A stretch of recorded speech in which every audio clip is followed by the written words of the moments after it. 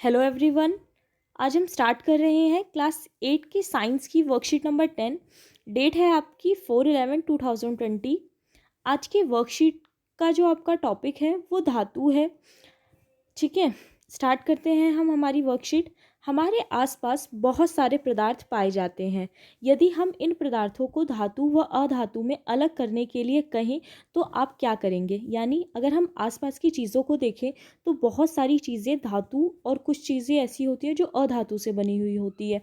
शायद जो वस्तुएं ठोस व चमकदार होगी उन्हें आप धातु कहेंगे।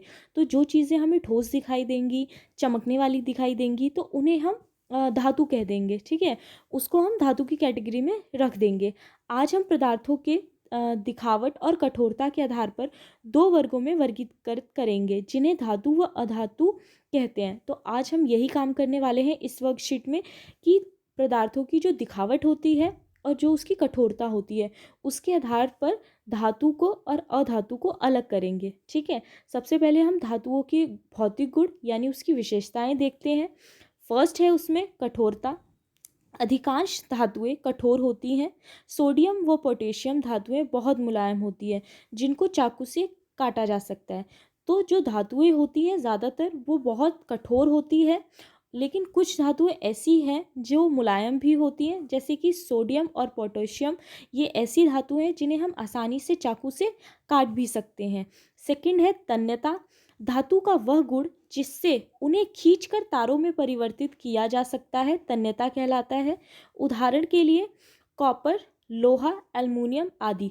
तो कुछ धातु हमारी ऐसी होती हैं, जैसे कि यहाँ पर दिया हुआ है, कॉपर मेटल होते हैं जो उसको खींच खींच कर वायर बना ली जाती है। तो ये हमारी तन्यता होती है कि धातुओं का वो गुण जिससे उन्हें खींचकर तारों में परिवर्तित किया जा सके, पतले पतले तारों में परिवर्तित किया जा सके, वो तन्यता होती है। ठीक। थर्ड है हमारा ठोस अवस्था। मरकरी को छोड़कर अधिकांश धातुएं कमरे के तापमान पर ठोस अवस्था में होती है। मरकरी कमरे के तापमान पर द्रव अवस्था में पाई जाती है, जिसका उपयोग थर्मामीटर में किया जाता है। तो बहुत सी हमारी जो धातुएं होती हैं वो बहुत ही ठोस अवस्था में होती हैं। ठीक है, लेकिन मरकरी एक ऐसी धातु है जो कि कमरे के तापमान पर द्रव अवस्था में पाई जाती है। और इसे हम कहाँ देख सकते हैं? तो इसे हम थर्मामीटर में देख सकते हैं।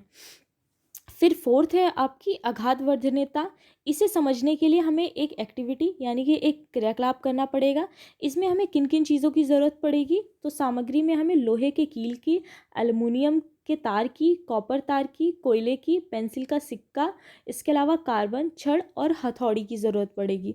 ठीक है, लेकिन इसके लिए एक सावधानी भी दी गई है कि अगर आप मतलब इस क्रियाकलाप को करते हैं, इस एक्टिविटी को कर रहे हैं, तो आप अपने किसी बड़े की हेल्प लीजिए। ठीक है, इन सभी सामग्री को इकट्ठा करें और इन्हें एक एक कर हथौड़ी से पीटने पर जो आपने पाया उस आधार पर तालिका पुड़ कीजिए। इन सारी चीज़ों को लेके, जैसे कि लोहे की कील को, कोयले को, एल्युमिनियम तार को, कॉपर तार को, कार्बन छड़ को, पेंसिल का सिक्का, इन सारी चीज़ों को एक एक करके हमें हथौड़े से पीटना है और जो रिज़ल्ट हम देखते हैं उसे लिखना है। फर्स्ट है हमारा लोहे की कील। अगर हम लोहे की कील को तो मतलब उसके ऊपर हथौड़ा मारे तो वो टुकड़ों में तो डिवाइड नहीं होगी, वो क्या होगी? वो चपटी हो जाएगी। यानी कि ये हमारी धातु है जो कि आघातवर्धनता है। सेकंड है कोयले। अगर हम कोयले को हथौड़े से मारे तो वो बिल्कुल टुकड़े टुकड़े हो जाएगा। थर्ड है एल्युमिनियम तार। तो एल्युमिनियम तार पे भी अगर हम हथौड़े से वार करें तो वो भी चपटी हो जाएगी। फोर्थ है हमारी कॉपर तार। तो कॉपर तार पे भी अगर हम हथौड़े से मारे तो वो भी चपटा हो जाएगा। 5 है हमारा कार्बन छड़। तो कार्बन छड़ के ऊपर अगर मारा जाए तो वो टुकड़े टुकड़े हो जाएगा। 7 है हमारा पेंसिल का सिक्का। पेंसिल के सिक्के पे अगर मारा जाए तो उसके भी टुकड़े टुकड़े हो जाएंगे। ठीक है, तो जिन चीज़ों के टुकड़े नहीं हो रहे हैं बल्कि वो चपटा हो जा रहा है तो वो हमारी आघातवर्धनीयता का उदाहरण है। धातुओं का वह गुण जिससे उन्हें पीट कर शीट में परिवर्तित किया जा सकता है, मार मार के उसकी शीट मतलब शीट में बनाई जा सकती है, बिल्कुल, उसे हम आघातवर्धनीयता कहलाता है। अतः हम कह सकते हैं कि धातुएं कठोर, चमकीली, तन्य, आघातवर्धनीय होती है। जैसे कि हमने एक एक गुण देखा धातुओं का कि जो धातुएं होती हैं वो हमारी कठोर भी होती हैं, तन्यता वाली भी होती हैं, ठोस भी होती है, इसके साथ साथ आघातवर्धनीय भी होती हैं। ठीक है, तो धातुओं का वह गुण जिससे उन्हें पीट कर शीट में परिवर्तित किया जा सकता है उसे हम आघातवर्धनीयता कहते हैं। हाँ, इसके साथ ही हम निष्कर्ष निकाल सकते हैं कि धातुएं कठोर, चमकीली, तन्य, आघातवर्धनीय होती हैं। धातुओं के कुछ उदाहरणों की अगर हम बात करें तो उसमें iron, copper, aluminium, calcium, magnesium इत्यादि, ये सारे हमारे धातुओं के उदाहरण हैं।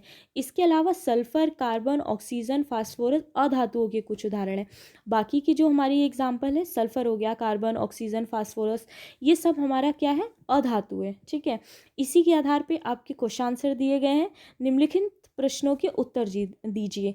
तो एक एक करके हम इसके प्रश्न देख लेते हैं। सबसे पहला है हमारा, दो धातुओं के नाम लिखिए जिन्हें चाकू से काटा जा सकता है। तो इसका आंसर हो जाएगा आपका सोडियम और पोटेशियम, जिन्हें हम आसानी से चाकू से काट सकते हैं। सेकंड है हमारा, एक धातु का नाम बताइए जो कमरे के तापमान पर द्रव अवस्था में पाई जाती है। इसका आंसर हो जाएगा आपका मरकरी। ठीक है, जैसा कि हमने लास्ट अभी पढ़ा, जिसका उपयोग थर्मामीटर में किया जाता है। तो मरकरी को हम कहाँ देख सकते हैं, थर्मामीटर में। नेक्स्ट क्वेश्चन है हमारा, तन्यता किसे कहते हैं, आप किस धातु के तार बनवाना पसंद करेंगे। आंसर हो जाएगा धातुओं का वह गुण जिसमें उन्हें खींचकर तारों में परिवर्तित किया जा सकता है उसे तन्यता कहलाता है। जैसे कॉपर और लोहा, जैसे कोई कॉपर हो गया या फिर लोहा हो गया, तो इन चीज़ों को खींच के उसकी छोटी मतलब तार बनाई जा सकती है। तो ऐसी चीज़ों को हम तन्यता कहते हैं। इसके एग्जाम्पल में आपके कॉपर है, लोहा है, और हम तांबे के तार बनवाना पसंद करेंगे। ठीक है, 4 क्वेश्चन है आपका, दो धातुओं के नाम लिखिए जो आसानी से आघातवर्धनीय हो सकते हैं। इसका आंसर हो जाएगा आपका लोहा और तांबा। अगर इसको पीटा जाए तो इसकी बिल्कुल पतली सी शीट बन जाएगी। तो लोहा और तांबा इसके करेक्ट आंसर होंगे। क्वेश्चन 5 है आपका, एल्युमिनियम धातु का कोई एक उपयोग लिखिए। तो इसके बहुत से उपयोग हैं वैसे तो, लेकिन एक उपयोग जो हम डेली अपने किचन में देख सकते हैं, एल्युमिनियम का प्रयोग बर्तनों को बनाने में किया जाता है। तो एल्युमिनियम का बड़े स्तर पर यूज़ बर्तनों को बनाने में किया जाता है। ठीक है,